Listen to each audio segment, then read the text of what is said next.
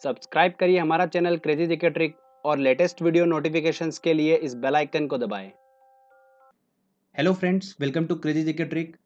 दोस्तों, आज के इस वीडियो में हम बात कर रहे हैं फिजिक्स का। देखिए, एक काफ़ी इंपॉर्टेंट टॉपिक है जो हमारा छूट रहा था, वो है यूनिट, इकाई। जो फिजिकल क्वांटिटीज़ होती है उनकी यूनिट और इकाई से अक्सर एग्जाम में क्वेश्चंस देखने को मिलता है। तो चलिए फ्रेंड्स, हम इस वीडियो में अच्छे से उसको समझते हैं। मैं आपको कुछ ट्रिक से याद कराऊंगा, कुछ हम डिटेल में स्टडी करेंगे। साथ ही दोस्तों, लास्ट में मैंने एक very important question answer test भी इंक्लूड करा है। इस टॉपिक से जो प्रीवियस ईयर एग्जाम में जो क्वेश्चन पूछे गए हैं, वो सारे क्वेश्चंस मैंने उस टेस्ट में इंक्लूड करें। वीडियो को देखने के बाद में टेस्ट जरूर लगाइएगा, आपको काफ़ी बेनिफिट मिलेगा। चलिए हम वीडियो को स्टार्ट करते हैं। देखिए, ये 16 जो फिजिकल क्वांटिटी है, ये बहुत ही इंपॉर्टेंट है और 90% चांस होता है कि एग्जाम में क्वेश्चन इन्हीं में से बनता है। जो 1 से लेकर 11 तक की फिजिकल क्वांटिटीज है, इनको याद करना थोड़ा सा डिफिकल्ट होता है। बाकी दोस्तों, 12 से लेकर 16 तक की जो फिजिकल क्वांटिटीज है, जैसे कि फोर्स, आवृत्ति मतलब frequency, electric current, electric resistance, electric charge, इन सब की यूनिट तो अक्सर लोगों को पता होती है। ठीक है, तो इनसे क्वेश्चंस भी कम बनता है। जो मेन क्वेश्चन बनता है, देखिए, प्रकाश वर्ष, लाइट ईयर, उष्मा, शक्ति, ऊर्जा, कार्य, वर्क, इनसे एग्जाम में क्वेश्चंस देखने को मिलता है। तो चलिए हम अच्छे से इनको समझते हैं। देखिए, सबसे पहले हम बात करते हैं कार्य की। कार्य मतलब वर्क। उसकी यूनिट क्या होती है? जूल होती है। अब देखिए फ्रेंड्स, आपको सभी को पता होता है, पर एग्जाम में क्या होता है कि ऑप्शन देखकर हम कंफ्यूज हो जाते हैं। तो अच्छे से हमको याद हो जाए, इसलिए मैं आपको एक ट्रिक बता देता हूँ। बड़ी आसानी से आप इसको याद कर पाएंगे, कभी नहीं भूलेंगे। देखिए फ्रेंड्स, आप सभी लोग जितने भी हैं, सभी अच्छे से मेहनत कर रहे हैं, स्टडी कर रहे हैं। ठीक है, कि जल्दी हमारी एग्जाम निकले। अब आप दिन भर मेहनत करते हो तो आपकी जो एनर्जी होती है, ऊर्जा होती है, वो खत्म हो जाती है। तो मैं आपको सलाह देता हूँ कि आपको क्या खाना चाहिए? काजू खाना चाहिए। काजू आप खाओगे, इससे आपको क्या होगा? एनर्जी मिलेगी और आप अच्छे से कार्य कर पाओगे, वर्क कर पाओगे। तो जल्दी आपकी एग्जाम निकलेगी।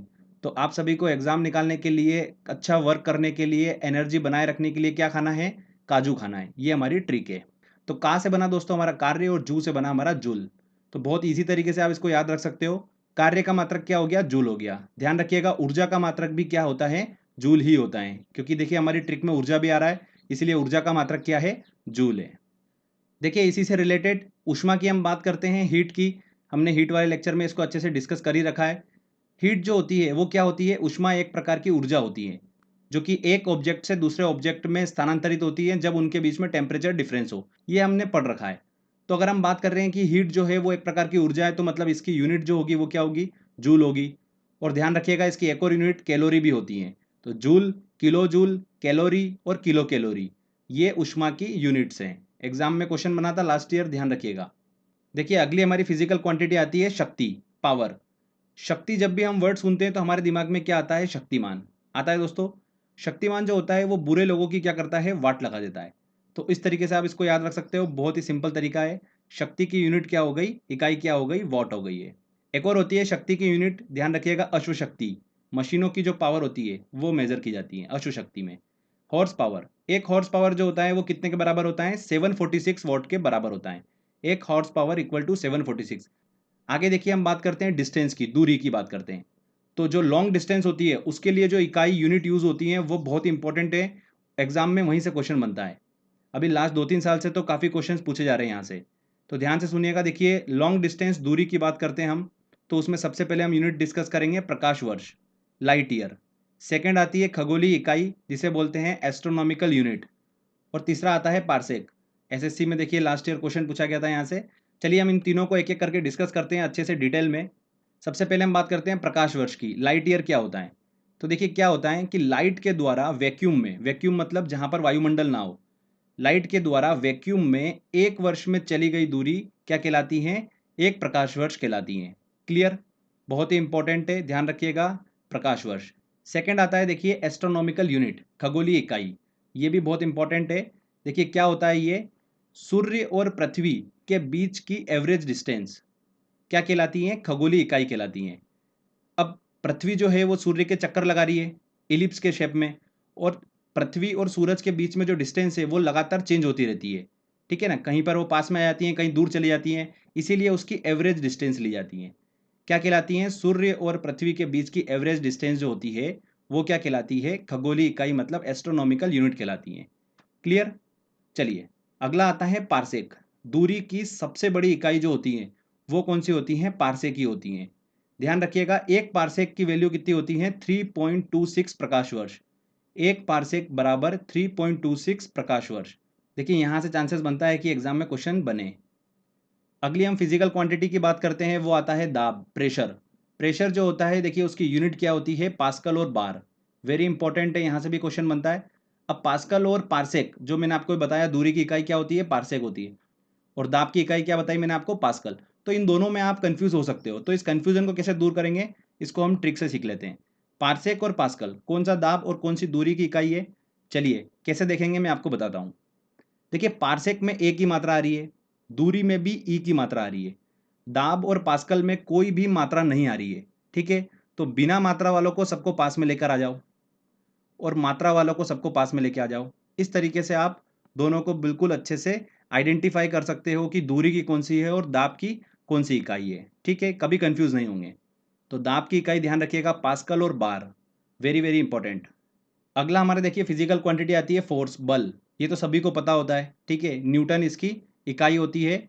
इससे एग्जाम में क्या क्वेश्चन बन सकता है कि सीजीएस पद्धति में बल की यूनिट क्या होती है, तो क्या होती है, डाइन। ये इंपॉर्टेंट है, यहां से क्वेश्चन बन सकता है। ठीक है, अगला आता है देखिए आवृत्ति, फ्रीक्वेंसी। फ्रीक्वेंसी को क्या में मेजर किया जाता है, हर्ट्स में, तो इसकी इकाई क्या है, हर्ट्स, वेरी वेरी इंपॉर्टेंट। आगे देखिए, हम जब साउंड का लेक्चर एक डिस्कस कर रहे थे तब हमने एक फिजिकल क्वांटिटी डिस्कस करी थी आपसे, साउंड इंटेंसिटी, ध्वनि तीव्रता। मैंने आपको बताया था इसको डेसिबल में मापा जाता है, डेसिबल इसकी यूनिट होती है। ठीक है, तो अगर किसी ध्वनि की तीव्रता 45 डेसिबल है, मतलब वो मनुष्य के लिए सुटेबल है। अगर इससे जैसे ऊपर जाती है तो उसके कानों को नुकसान पहुंचाना स्टार्ट कर देती हैं। अगर ध्वनि की तीव्रता 85 डेसिबल से ज़्यादा हो जाती है तो मनुष्य जो होता है वो बहरा हो जाता है। ये मैंने आपको अच्छे से एक्सप्लेन करा था, तो ध्यान रखिएगा, ध्वनि तीव्रता जो होती है उसकी यूनिट क्या होती है, डेसिबल। नेक्स्ट हम बात करते हैं देखिए इलेक्ट्रिक करंट, इलेक्ट्रिक रेजिस्टेंस और इलेक्ट्रिक चार्ज की। तो जैसा कि आपको डायग्राम दिख रहा होगा, यहाँ पर देखिए 2 एम्पियर का करंट फ्लो हो रहा है और रेजिस्टेंस लगा हुआ है 2 ओम का। तो बहुत ही ईजी तरीके से आप समझ सकते हैं कि इलेक्ट्रिक करंट की यूनिट क्या हो गई, एम्पियर, इलेक्ट्रिक रेजिस्टेंस की क्या हो गई यूनिट, ओम, और इलेक्ट्रिक चार्ज की क्या होती है, कुलम। तो इनमें तो शायद आपको कोई ट्रिक से याद करने की ज़रूरत नहीं होगी क्योंकि सभी लोगों को पता होता है। देखिए नेक्स्ट हम जो फिजिकल क्वांटिटी डिस्कस करने जा रहे हैं वो बहुत ही इंपॉर्टेंट है।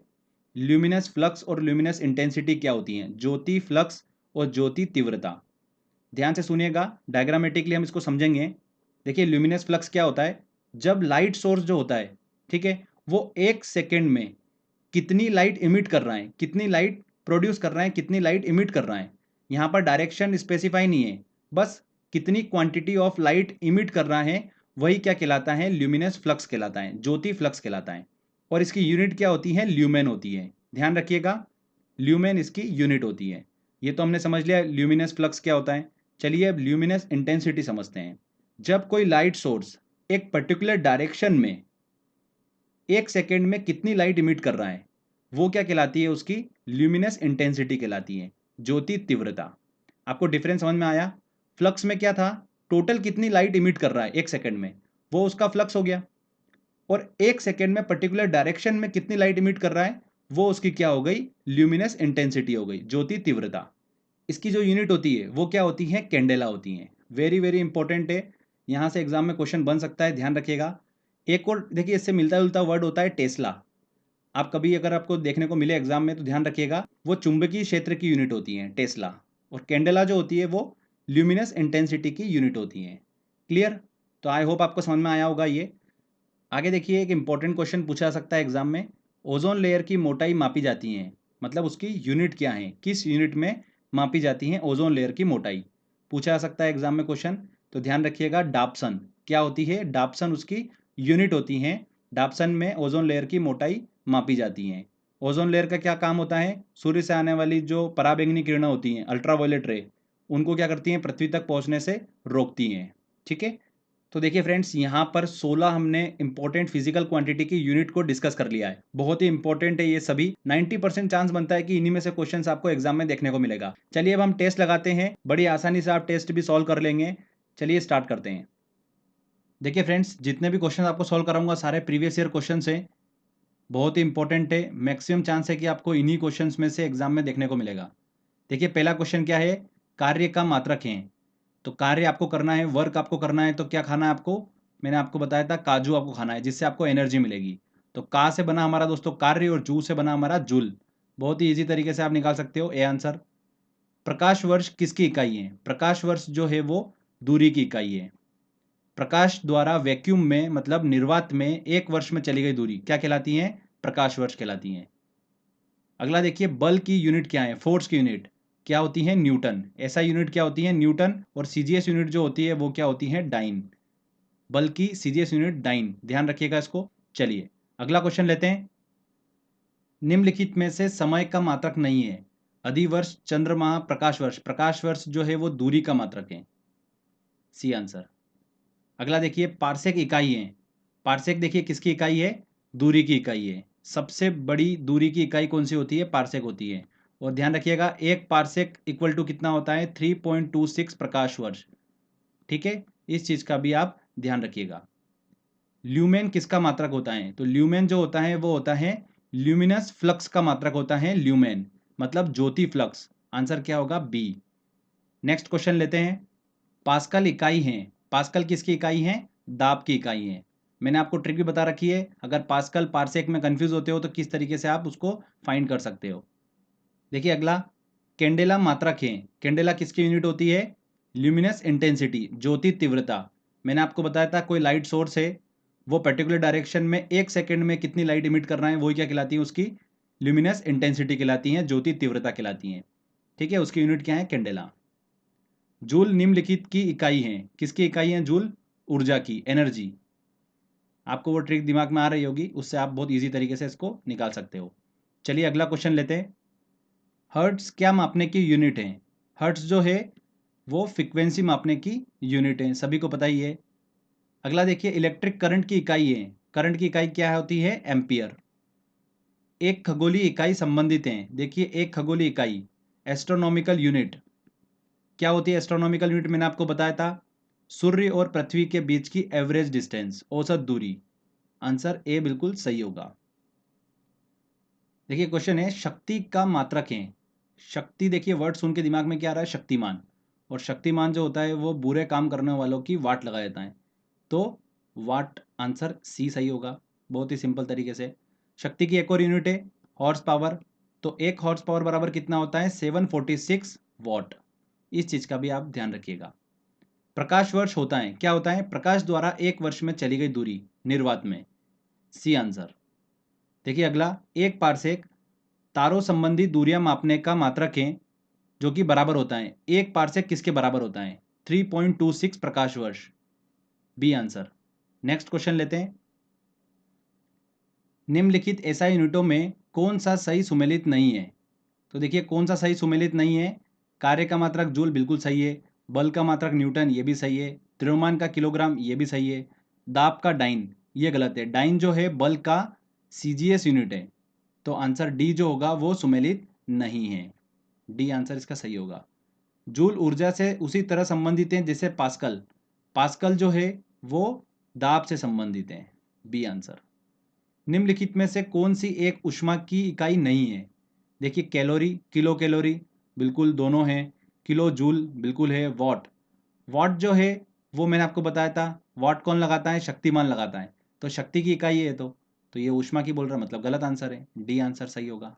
ठीक है, देखिए नेक्स्ट है, दाब की इकाई क्या है? प्रेशर की इकाई क्या होती है? बार। बार और पास्कल। निम्नलिखित में कौन एक वायुमंडल के ओजोन परत की मोटाई नापने वाली इकाई है? ओजोन परत की मोटाई नापने वाली इकाई क्या है? डाप्सन। ध्वनि तीव्रता, साउंड इंटेंसिटी की इकाई है, क्या होती है? डेसिबल। C answer. मैंने आपको बताया था कि ध्वनि की तीव्रता अगर 45 डेसिबल तक है तो कानों के लिए बिल्कुल सही होती है, पर अगर ध्वनि की तीव्रता इससे ज़्यादा हो जाती है 75 डेसिबल तक, तो बहुत ही ज़्यादा हानिकारक होती है। 85 डेसिबल अगर ध्वनि की तीव्रता है तो मनुष्य जो होता है वो बहरा हो जाता है, और 145 डेसिबल पे मनुष्य पागल हो जाता है। तो फ्रेंड्स, ध्वनि की तीव्रता, साउंड इंटेंसिटी की इकाई डेसिबल। अच्छे से आपको समझ में आ गया होगा। तो फ्रेंड्स, यहाँ पर देखिए हमारे ये सारे क्वेश्चंस कंप्लीट होते हैं। एक छोटा सा टेस्ट था, आई होप आपने अच्छे से सॉल्व कर लिया होगा। एक बार इस टेस्ट की प्रैक्टिस कर लीजिए। इस टेस्ट की जो लिंक है वो मैंने डिस्क्रिप्शन में दे रखी है, वहाँ से आप इसको लगा सकते हो, टेस्ट को प्रैक्टिस कर सकते हो। तो फ्रेंड्स, यहाँ पर देखिए हमारा ये फिजिक्स का बहुत ही बेसिक टॉपिक जो है इकाई यूनिट वाला अच्छे से कंप्लीट कर लिया हमने। अगर फ्रेंड्स आपको ये वीडियो अच्छा लगा है तो प्लीज़ वीडियो को लाइक करिए, शेयर करिए और कमेंट करके बताइए वीडियो कैसा लगा। अगर आपने अभी तक चैनल को सब्सक्राइब नहीं करा है तो सब्सक्राइब भी कर लीजिए, क्योंकि इस तरीके के जब भी वीडियो मैं अपलोड करूंगा आपको उसका बेनिफिट मिलता रहेगा। तो फ्रेंड्स, मिलते हैं अगले वीडियो में। जय हिंद, जय भारत।